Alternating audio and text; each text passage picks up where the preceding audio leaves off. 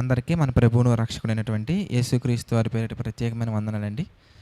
ప్రియులారా, కొన్ని సందర్భాలలో మన జీవితంలో వచ్చే పరిస్థితులు లేదా సమస్యలు ఎలా ఉంటాయంటే, ఒక సమస్య క్లియర్ అయిపోయింది అనుకున్న మొమెంట్స్‌లోనే లేదా ఆ టైంలోనే మరొక సమస్య వచ్చి మన ముందు రెడీగా ఉంటదనమాట.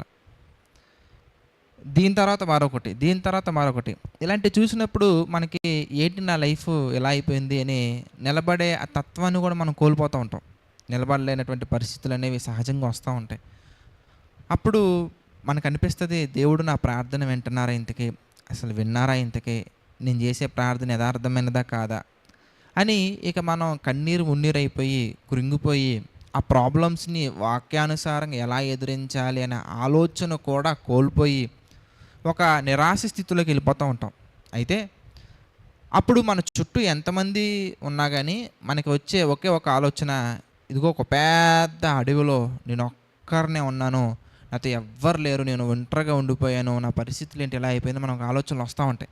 అయితే పరిస్థితులు అలా కాదు, అంతకంటే క్రిటికల్గా ఉన్నా, అంతకంటే వివాదాస్పదంగా మన సిచ్యువేషన్స్ మారిపోయినా కానీ మనం గుర్తుంచుకోవాల్సినటువంటి ఒక విషయం ఏంటయ్యా ఎందుకనగానే, యెషయా గ్రంథంలో ఒక మాట మనం చూద్దామండి. యెషయా గ్రంథం మనం చూస్తే 41వ అధ్యాయం మనం చూద్దాం. యెషయా గ్రంథము 41వ అధ్యాయం మనం చూస్తే 10వ వచనంలో ఒక మాట మనకు కనబడుతుందండి. 10వ వచనం మనం చూస్తేనండి, దేవుని వాక్యం చూడండి ఎంత చక్కగా మాట్లాడుతున్నారో.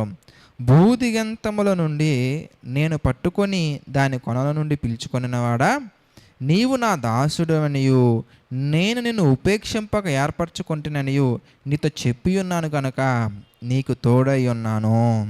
ఏమంటే దేవుడు చెప్తున్న మాట మనం చూస్తే, భయపడకము, నేను నీ దేవుడినై ఉన్నాను, దిగులు పడకము, నేను నిన్ను బలపరుతును, నీకు సహాయము చేయువాడును నేనే, నీతి అను నా దక్షిణ హస్తముతో నిన్ను ఆదుకొందును. చూసారా, మీరు బాగా ఆలోచిస్తేనండి, భయపడద్దు, నేను నీకు తోడై ఉన్నాను, దిగులు పడద్దు, నేను నిన్ను ఆదుకొందును, నీకు సహాయము చేయవాడును నేనే. చూసారా, నేను నీ దేవుడను. ఎంత మంచి మాటలు ఉన్నాయండి. భయపడొద్దు, fear not, I will be with you, నేను నీకు హెల్ప్ చేస్తాను, నేను నీకు సహాయం చేస్తాను, నేను నిన్ను ఆదుకుంటాను.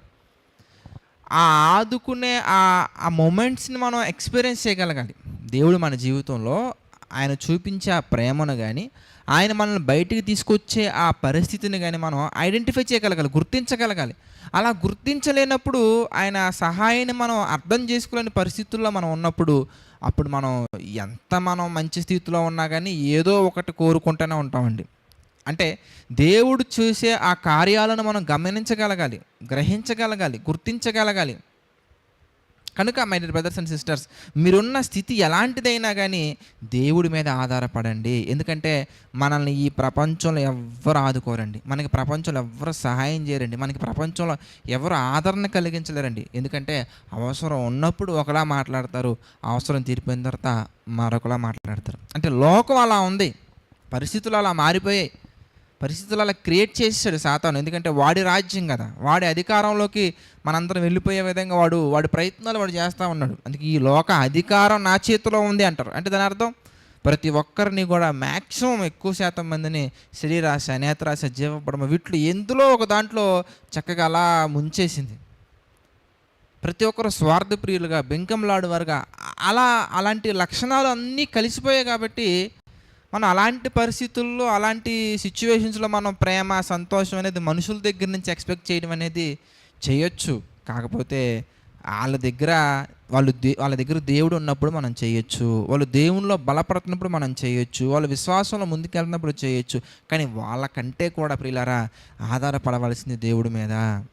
అందుకే నా బలమా, నా కేడమా, నా దుర్గమా, నా ఆశ్రయ దుర్గమా, నా నిరీక్షణ, నా అతిశయాస్పదము, ప్రతి ఒక్కటి కూడా మీరే తండ్రి అని చెప్పేసి దావీదు గారు మాట్లాడినట్టుగా మనం గమనించవచ్చు. కాబట్టి ప్రియులారా, ఎలాంటి పరిస్థితులైనా కానీ ఒక విషయం గుర్తుంచుకోండి. ఈరోజు దేవుడు మనతో మాట్లాడుతున్నటువంటి మాట, భయపడకము, నేను నీకు తోడై ఉన్నాను, దిగులు పడకము, నేను నిన్ను ఆదుకొందును, నీకు సహాయం చేయవాడును నేనే. కనుక ప్రార్థన చేసుకుందాం. ప్రతి ఒక్కరు కూడా తలలోంచి ప్రార్థనలు ఏకీభవించండి. ప్రార్థన. దయగల తండ్రి, ప్రేమగల దేవ, పరిశుద్ధుడ, మహోన్నతుడ తండ్రి, ఈ యొక్క ఉదయకాల సమయమున డివోషన్స్ ద్వారా మాతో మాట్లాడుతూ మీ చిత్త ప్రకారంగా బలపరుస్తున్నందుకు తండ్రి కృతజ్ఞతాస్థుతులు చెల్లించుకున్నాం తండ్రి.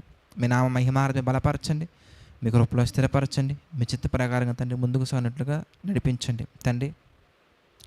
డివోషన్స్ ద్వారా తండ్రి ఎంతమంది అయితే బలపడుతున్నారో వాళ్ళందరినీ ఆశీర్వదించండి దేవా. తండ్రి ఈ డివోషన్స్ తండ్రి అనేక మందికి షేర్ చేస్తున్న బిడ్డలను కూడా మా తండ్రి మీ చిత్త ప్రకారం జ్ఞాపకం చేసుకోండి. వారి హృదయాల్లో తండ్రి ఎలాంటి కృంగుదల కలగకుండా మీ కృపలో బలపరచండి, మీ ఆలోచనలు స్థిరపరచండి తండ్రి. ఈ యొక్క పరిచర్యని తండ్రి ప్రేమించి ఎంతమంది అయితే తండ్రి ప్రార్థిస్తున్నారో వారందరినీ జ్ఞాపకం చేసుకోండి. ఎవరెవరైతే తండ్రి ఆర్థికంగా సహకారం నిలబడుతున్నారో వారిని జ్ఞాపకం చేసుకోండి. ఈ పరిచర్య నిమిత్తం కష్టపడుతున్న ప్రతి వ్యక్తిని తండ్రి మీ చిత్త ప్రకారం జ్ఞాపకం చేసుకోండి, మీ ఆలోచనలు నడిపించండి తండ్రి. మీ చిత్తమైతే మేమందరం మరలా కలుసుకొని తండ్రి మీ చిత్త ప్రకారంగా తండ్రి ముందుకు సాగినట్లుగా సహాయం చేసి నడిపించండి తండ్రి. సమస్త మహిమ ఘనత ప్రభావాలు మీకే చెల్లించుకుంటూ మా ప్రభువును రక్షకుడైనటువంటి యేసుక్రీస్తు వారి పేరిట ఈ ప్రార్థన అడిగి వేడుకొనుచున్నాము తండ్రి. ఆమెన్. అందరికీ వందనాలండి. God bless you all.